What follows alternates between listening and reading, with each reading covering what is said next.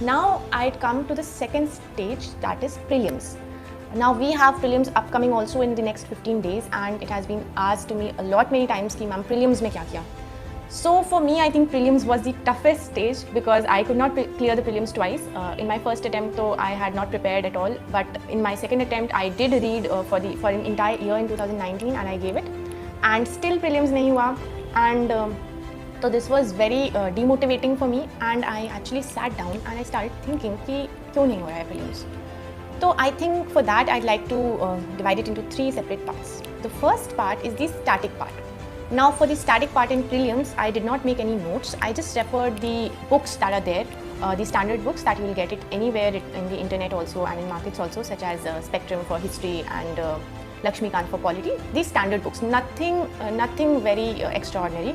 And this is something that I'd like to tell you people also that don't start thinking of doing extraordinary things in this exam. बहुत बार ऐसा होता है that हमें लगता है कि हम ये मटेरियल पढ़ लेंगे, हम सबसे बेटर हो जाएंगे.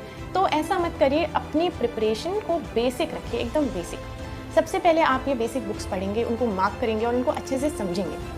The next thing is that you will start noting down the things that you don't know. Whatever you come across, आपको हिस्ट्री का कोई बहुत अच्छा फैक्ट मिल गया, आपको ज्योग्राफी में कुछ प्रॉब्लम हो रही है, just note it down. For that I used OneNote or Evernote. I used to make online notes. But आप कुछ भी कर सकते हैं. तो एक बार स्टैटिक पोर्शन आपके हाथ में आ जाएगा तो you will also feel very confident of that. And I like to say कि प्रीलिम्स में एक्चुअल में everything is related to the static aspect only. Even current affairs जो होते हैं वो मोर और लेस कहीं ना कहीं रिलेटेड हो ही जाते हैं स्टैटिक से. तो आप स्टैटिक पे अपना फोकस पूरा रखिए एकदम 100%. Next part is of current affairs. So talking about current affairs, that is actually a very difficult and a very vast part of this exam. तो बहुत बार आपने सुना होगा कि नहीं न्यूज़पेपर मत पढ़ो, नोट्स पढ़ लो कोचिंग के. तो here I'd say that both are equally important. Coaching notes can act as a supplemental material, but newspaper reading is very important, and that is one thing that in 2019 attempt I think I did not read the newspapers. बहुत मैं I used to read it like on alternate days. कभी 2 दिन तक नहीं पढ़ा, मन नहीं किया पढ़ने का कि I did not understand the newspapers in the first place. So आप न्यूज़पेपर पढ़िए, आप उठाइए. I started reading online newspapers and there what I used to do is that जो भी मुझे इंपॉर्टेंट पॉइंट लग रहा है, no need to go overboard with note making. आपका टाइम प्रेशियस है आपके हाथ में एंड आपको उसको दिन रात लिखने में, नोट्स बनाने में स्पेंड नहीं करना है, आपको समझने में स्पेंड करना है टाइम. तो आपको जो इंपॉर्टेंट पॉइंट लगा, either you can just note down one line about it, और मैं जो करती थी, मैं लैपटॉप में स्क्रीनशॉट ले लेती थी उस एरिया का मार्क करके PDF में हाईलाइट करके. So I have around 1000 screenshots with me even right now, and those screenshots you can come back to later. Now why is newspaper reading important for prelims is that बहुत बार हम जब newspaper पढ़ते हैं तो हमें याद रह जाती हैं चीज़ें, इवेंट्स. फॉर एग्जाम्पल अगर मैं याद करूँ तो मुझे याद आएगा कि अभी इंडिया का विजिट हुआ है USA में. तो if I read it in the newspaper then it will be somewhere in my subconscious mind, and if I see that option in the prelims तो मेरे को एकदम से स्ट्राइक करेगा कि हाँ ये सही है. Now if I only read the coaching material then what happens, information overload हो जाता है. और हम सब की एक लिमिटेड कैपेसिटी होती है, जितना भी हम मानना चाहें कि हम सुपर ह्यूमन्स हैं, ऐसा सच नहीं है. तो हमारा ब्रेन एक लिमिटेड फ्रेमवर्क में काम करेगा और हम उसको एकदम इन्फॉर्मेशन ओवरलोड दे देंगे. तो इट विल बी लाइक एक तरह से एक मेमोराइजेशन टास्क हो जाएगा और वो हम अप्लाई नहीं कर पाएंगे. तो डेली थोड़े थोड़े डोज में न्यूज़पेपर पढ़ना, जो न्यूज़ आपको अच्छी लगे समझना, अप्रिशिएट करना, डिस्कस करना. आप किसी भी तरह करंट अफेयर्स में एक टच बना के रखें, क्योंकि वो टच ही बहुत ज़रूरी है आपको प्रीलिम्स क्लियर करवाने के लिए. Now coming to the third part of the prelims is that the MCQ practice.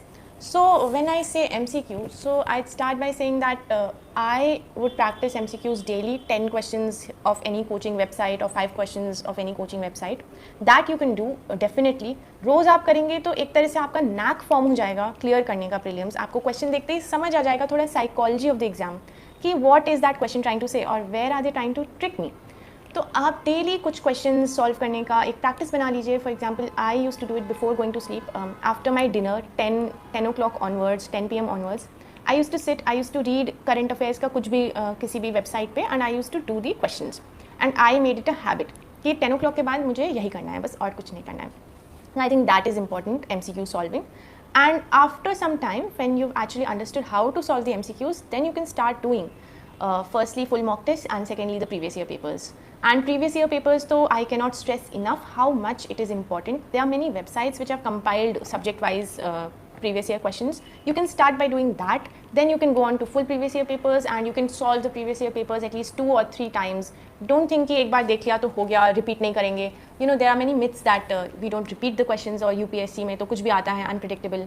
But actually, if you look at the previous year questions, there is a template, and that template, even if 4-5 questions you're able to crack it, then that will be of great help. For example, environment के questions मुझे लगता है कि बहुत ऐसे हैं कि repeat मतलब वो टेम्पलेट सेम रहता है. फॉर एग्जांपल एनिमल्स कहाँ पाए जा रहे हैं, कौन सा क्रिटिकली इंडेंजर्ड है, कौन सी स्पीशीज़ कहाँ है.